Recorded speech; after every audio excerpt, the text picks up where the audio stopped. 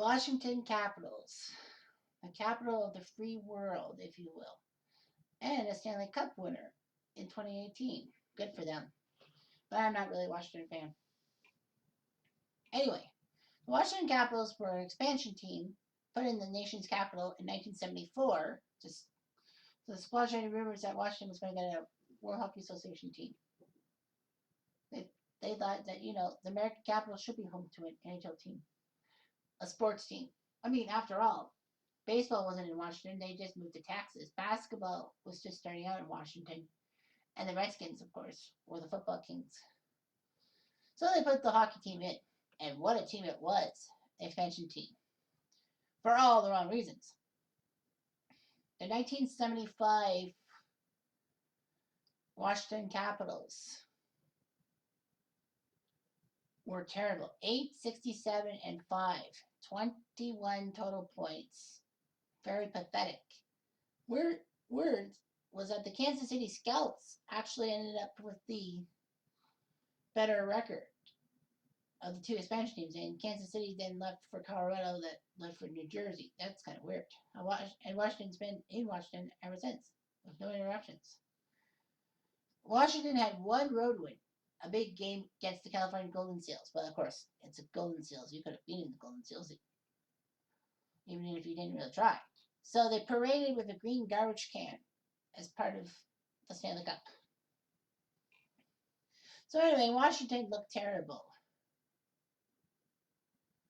So the Capitals would have a few bad draft picks and not really get much in the way of anything until like 1982, when the Capitals made a bold move and made a big trade with the Montreal Canadiens, picking up Brian Engblom and Doug Jarvis and a defenseman by the name of Rod Langway for some other players, including Rick Green.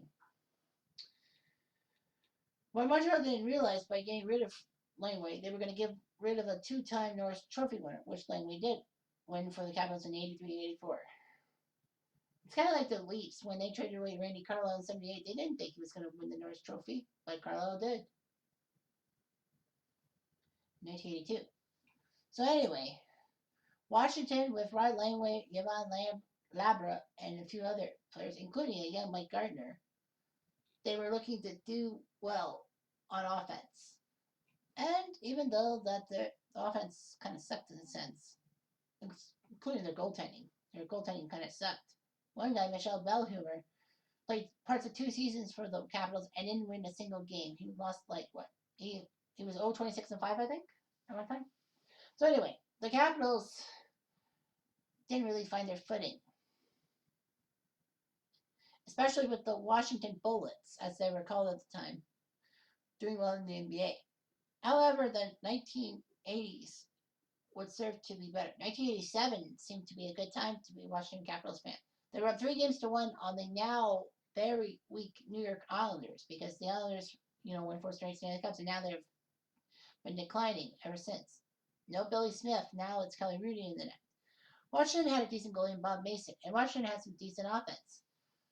But Game 7 against the New York Islanders went into overtime, another overtime, and yes, a 4th overtime. They called it the Easter Epic, if you will, because it was on Easter Sunday.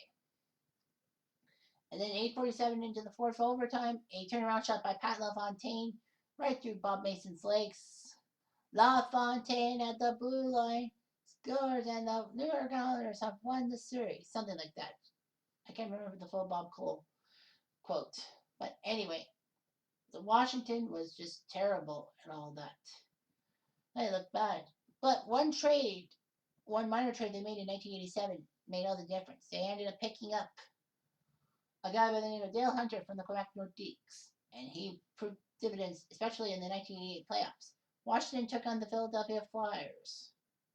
It was a tight series. It went to Game 7, and if you go on YouTube and watch, I don't know what the title is called, but it says Gary Green predicts Dale Hunter's overtime goal in 1988. Gary Green was working as a color commentator for TSN, and he said, I gotta think Dale Hunter will score for Washington. And then basically, Dale Hunter streaks in for the blue line and scores on Ron Hextall, and the Washington Capitals win that playoff series. Gary Green got it right. Gary Green used to be the coach of the Washington Capitals, so he knows what he's doing. Washington would then fall flat to the New Jersey Devils, the upstart New Jersey Devils, if you will. So it's like, what's going on? Washington in 1990 had hit a snag. Dino Ciccarelli got hurt, Bobby Carpenter got hurt, and they had this unproven guy by the name of John Drews. But John Drews put on a clinic, 14 goals in a playoff run that got them to the conference finals, which they lost to Boston. I mean, nobody expected John Drews to be a hero of sorts, but he was. Johnny Drews led Washington well, but just like Chris Kontos, in 1989, Drews' thing was basically one-trick pony. Washington would easily take care of the New York Rangers a couple of times in the 90s. Unfortunately, they faltered at the wrong time. Washington did lose to Pittsburgh in the 91 division final, by the way. In 92, Washington was getting revenge. They took on the Pittsburgh Penguins in the first round. They're like, we've got to strike on Pittsburgh. After all, we lost the division final to them. And heck, they were up 3-1 with a young guy by the name of Rick Taparachi being a good goalie. But Pittsburgh would not quit. The defending Stanley Cup champs won 3 straight from Washington. Knocked Taparachi run, knocked Don Beaupre along. Holy smokes, Washington is in trouble. They blew a 3-1 series lead. Not for the first time. But anyway, Pittsburgh went on to win the Stanley Cup from that series. Washington picked itself up in 93. They took on the upstart New York Islanders, but the Islanders put up a few big overtime goals in that series. And the final nail in the coffin was a Peter Turgeon Game 6 goal that made sure Washington was eliminated. What did Dale Hunter do? He decided to crunch Peter Turgeon across the boards way after Turgeon scored the goal. Dale Hunter would pay the ultimate price. He would be suspended for 1/4 of a season, or 21 regular season games, if you will. Washington didn't recover from that. In 95, Washington had a chance to knock down Pittsburgh. Again, they had a 3-1 series lead. And again, they blew a 3-1 series lead to the Penguins. So Washington choked again. 96, they took on the Penguins. And no, they didn't take a 3-1 series lead. Pittsburgh got a key goal from Peter Nedved in Game 4 of the game that almost went into quadruple overtime in Washington. Washington even had a penalty shot after Chris Tamer accidentally knocked the net off its morning. But Tom Barrasso, or was it Ken Reggett stood tall. Washington choked it after Nedved's goal.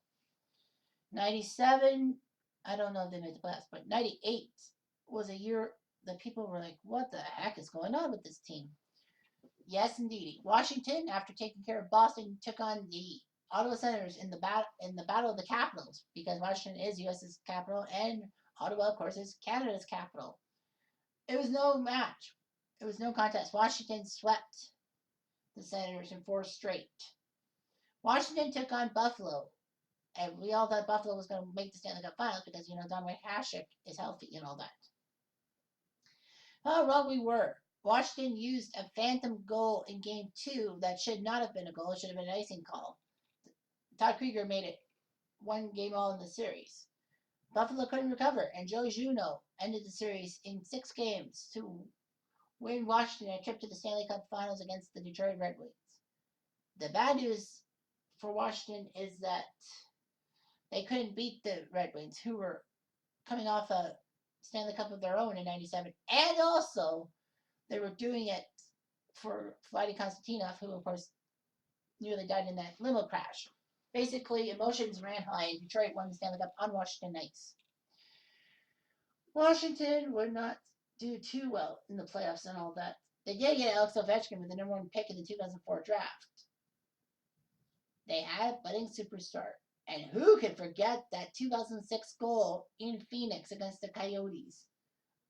I know that I see a lot of the ones with the Washington commentators, but the Phoenix commentators were fantastic, especially the fact that Darren Pang was doing color commentary for the Coyotes at that time, and he was just doing all that stuff.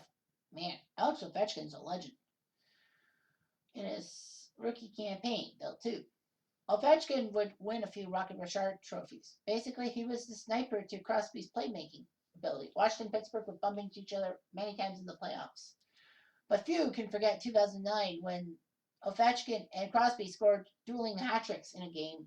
Pittsburgh ended up beating Washington in Game 7 of that series. After a while, Washington didn't seem that well. Washington seemed to always choke in either the first or second round of the playoffs. 2013, they had a golden chance. No, sorry. 2012, they came back from 3-1 down against the New York Rangers. No, 2011, excuse me.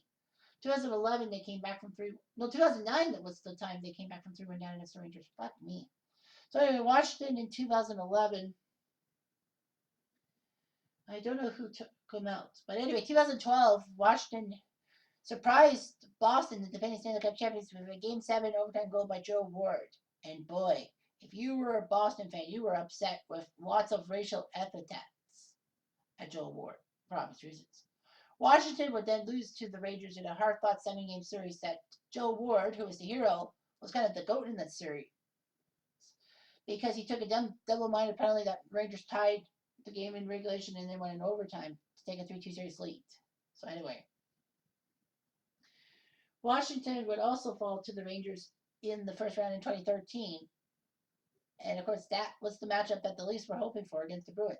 If the Leafs had won that game against the Bruins, they would have faced the Rangers or the Capitals for the Stanley Cup for the second round, no matter what happened. But anyway, it ended up being Washington, New York, Boston, and Boston usually took care of New York. Washington just couldn't get past Pittsburgh when it counted the most. See, like they were ever jinxed. 2018 changed all that. And it shocked everyone by going to the conference finals. Kuznetsov was the hero for the Capitals, sending the Capitals to the Stanley Cup semifinals for the first time in 2 decades. They won the Eastern Finals. They took on the upstart Vegas Golden Knights. I figured that Washington always had a tendency to choke. Oh, crap. How wrong I was. And remember, this is the same Capitals team that was down 2-0 to Columbus in the first round and came back out of nowhere. So anyway, let's talk about the 2010 Washington Capitals because they're the ones for this what if. The 2010 team looked good. They were the best team in the East and they looked smart. They took on the Montreal Canadiens, who basically had some issues in net. Carey Price was not there yet. Cristobal Huet was basically gone. And then this Jaro Halak guy? Who the hell is Jaro Halak? So anyway, Washington took a 3-1 series lead on Montreal, and it looked like it was game, set, match. Jose Theodore was calm in the net, but unfortunately he lost his composure. Montreal won Game 5. No big deal. Washington decides to go with Varlamov for Game 6. You win in Montreal, they lose. Okay, you got Game 7 at home. All you got to do is beat those pesky Habs. What happens? They lose. Dominic Moore with that famous 2-0 goal. And Washington could not believe their eyes. Jaro Halak was an unsung hero, and he sent Washington packing. Montreal would go on as the 8th seed to the conference finals against number 7 Philadelphia, which is shocking, to say the least. Because as we all know, Montreal was the 8th seed when they beat the number 1 Washington Redskins, the Capitals. And number 7 Philly took care of number 2, I would like to say Pittsburgh, but I'm obviously wrong. I don't know who number 2 was. I have to go back to my notes. Philadelphia took on the New Jersey Devils and beat the Devils in 5 games. That was a shocker. The whole Eastern playoffs was almost a shocker. Pittsburgh was the only one of the 4 higher seeded teams to win. They took care of Ottawa in 6 games. Boston was number 6. I thought Boston was like number 3, but they took on they took care of Buffalo. So it ended up being, in real life, Montreal number 8 versus number 4 Pittsburgh, which Montreal won in 7 games. And number 7 Philly against number 6 Boston, that also took 7 games for the Flyers. And number 8 versus number 7, and number 7 won Philly in 5. This is amazing. So regardless of what ends up happening here, so Washington doesn't choke. They will host the lower seeded team, that being the number 7 Flyers, because they took care of number 2 New Jersey. So the Flyers take on Washington. That obviously means a change of form because Pittsburgh will have to play Boston. Now, since not those two teams didn't get into the Stanley Cup um, semifinals, a conundrum has hit. Now, one way to avoid problems about Pittsburgh Boston is if Washington chokes against Philly. Well, obviously, because we know Philly is the Eastern representative, and Chicago won the Stanley Cup, by the way. So if Washington does fall to Philly, then Philly will meet Chicago in the Stanley Cup Finals, and Chicago will obviously win. If Washington doesn't, then Washington will have to deal with Pittsburgh Boston. We'll probably have to do a 7-game series on that. I don't know how we're going to do it. But anyway, Chicago is in the Stanley Cup Finals. Just remember, when we mess with one conference, we don't mess with the other one. So that's that. All right, so it's Flyers Capitals in the 2010 playoffs. The Flyers have goalie problems. They have Layden and Boucher. Ray Emery playing for that team. Washington has 3 goalies: Theodore, Kalamov, and Neuvert. Washington decides to go with Jose Theodore because, after all, he was the hero against Montreal. Excuse me. Flyers go with Brian Boucher because, he is the veteran.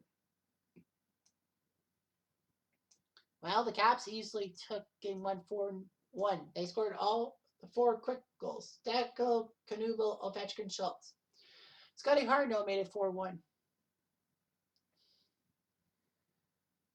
Jose Theodore and Brian Boucher were the goalies of record. Scott Walker got injured for the Caps, but it didn't matter. Washington easily won their game. On to game 2.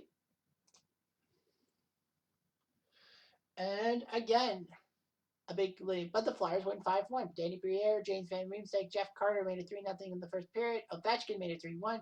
Mike Richards scored a power play goal. Kitchener make it 4-1, and Claude Giroux made it 5-1. The Flyers get their own back on Jose Theodore. Jared Ross got injured for the 2010 Flyers. Boucher, Richards, Carter, the 3 stars. So both teams have had goalie problems when it matters the most. Game 3, back in Philly, sees Philly win in overtime. Mike Green did score for the Caps. Danny Briere counter. In double overtime, Simon Gagne scored quickly into the second overtime to make it 2-1 for the Flyers. So the Capitals, well, let's talk about the Capitals. 2010 team: Mike Green, Tom Poti, Semin, Ovechkin, Jeff Schultz, Morrison, Backstrom, Fear, Brandon Morrison, Eric Belanger, Knuble, Matt Bradley, Chimera, Steckel, Thomas Fleischman, Erskine, Chris Clark, Tyler Sloan, Joe Corvo, Scott Walker, John Carlson. Whereas Philly had Pronger, Timonen, Matt Carter, Betts, Richards, Coburn, Briere, Gagne. Bartolas, Krejcik, Giroux, Hartnell, Asham, Poe, JVR, James Moonsight, Ian LaPerriere, Carcillo, Savret, Ryan Parrott, Philly Rayno, Jarrett Ross. Okay, then. Brian Boucher is a legend. Jose Theodore, not really. So 2-1, the Capitals decide to go with Varlamov, right? Well, no, they want one more chance from Theodore. He said, I want one more chance. Thankfully, they allow it. 6-4. A crazy first period.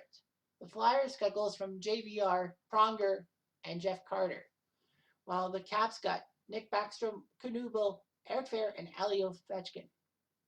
Carcillo did score a goal to make it 4-4, but then he got caught for roughing, and Semin made it 5-4 for the Cappies. Semin scored another power play goal to make it 6-4. So Ovechkin, Semin, Backstrom, your 3 stars of the game. So at 2-2, it's like, what are you going to do? So they decide to put Michael Layden and Simon Varlamov in. It's a challenge, a backup challenge. Backup challenge goes to Washington, who crushed Philly 6-1. Fleischman scoring a pair of goals in the first period. Alex Ovechkin made it 3-1. Danny Briere scored for the Flyers. Eric Belanger, Tom Poti, Alex Ovechkin. And the guys, so basically the Capitals are up 3-2 on the Flyers. Farland did well in net. Michael Layden, not so much. Bartola's got carded for the Flyers, like he was hurt. Poti, Ovechkin, Fleischmann. So the Flyers decide to go back with Boucher against Simeon Farland. Washington's young goalie makes the difference, 6-3. So I guess Taylor wasn't the answer. Amazing. They had a 3-0 lead. Semin, Belanger, and Mike Green. Flyers put up a pair of goals by Briere and Hartnell, which Eric Fehr had popped up a goal. After Eric Fehr scored, Boucher gets replaced in the net, and then Backstrom made it 6-2. So I guess Farland was the key ingredient to this. Fehr, Green, and Semin are your 3 stars. Philly out. Now comes the hard part. Pittsburgh or Boston? Knowing how much Boston deserved to have a happy ending in 2010, I'll go with them. Although I could probably just go with Crosby. So yeah, I'm going to be probably doing, what is it, a 1-game series or something? So Tuukka took on Marc-Andre and all that. 5-2 Bruins. Yeah, let's just go 5-2 Bruins. So the Bruins win the 1-game playoff to face the Washington Capitals. So let's go with the Bruins for 2010 against Washington.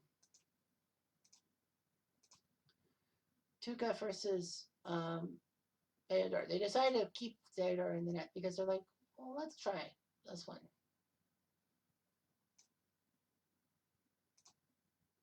Let's try this scenario. Well, the Capitals won 3-2. Recchi for the Bruins, and then Brandon Morrison for the Caps. Brian Potvin made a 2-1 Caps, and then Marco Sturm made a 2-2 before Mike Knuble made a 3-2. Mason Dunn, Rask and Theodore playing in net. Theodore the first star, Rask the third star. And yes, Tuukka Rask was the goalie in 2010 for the Bruins in the playoffs. It wasn't Tim Thomas. That was the next year. Game 2 saw Washington come back with a 3-1 win. Goals by Brooks Lake with 2 and Mark Knuble, Savard for the Bruins. So the Bruins don't look that well. Tuukka Rask, not really that good. They do have a third goalie, a backup goalie by the name of Tim Thomas, who can probably do well. So they go with Tim Thomas, just for the heck of it. And it worked, 3-2 Bruins. Eric Fehr did score for the Caps. Blake Wheeler for the Bruins. Then Bergeron and Ryder for the Bruins. Brooks Wright made it 3-2. Let's talk about the Bruins. They had Chara, Seidenberg, Derek Morris playing on the team. Sturm, Hundwick, Stewart, Dennis Weidman, Krejci, Bergeron, Michael Ryder, Lucic, Mark Recchi, Mark Savard, Dan Paillet, Blake Wheeler, Steve Bégin, Kobasu, Sean Forden, Johnny Boychuk, Miro Satan, Andrew Ferentz, and Vladdy Sobotka. So Bergeron, the hero. Jose Theodore, second star. So Bruins are now down 2-1. Sorry. I think so, right? Yeah. And then the Caps come right back with a 4-2 win. Krejci scored for the Bruins, make it 1-0, but Bradley, Ovechkin, Backstrom made it 3-0. Made 3 goals. Sorry. Recchi and Krejci made it 2-0 Bruins, and then the Caps owned the third period. So Thomas wasn't the answer. Theodore was the answer. Backstrom and Ovechkin. So Washington now has a chance to win the series. Boston says, well, we don't have anywhere else to go. We'll have to go with Tuukka. And it didn't work. Washington wins the game 4-3. Yikes. Sturm with his prowess and Mark Recchi. It was 2-0 Bruins, but okay, well, we'll go to game 6. Fleischmann and Lake said, no way. And then third period, Alex Semin and Brooks Lake did their jobs.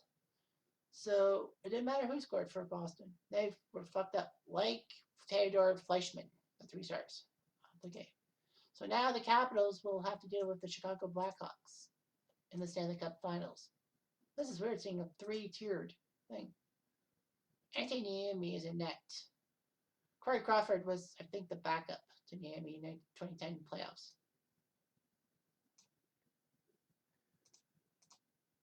In game 1, we see Washington win 4-2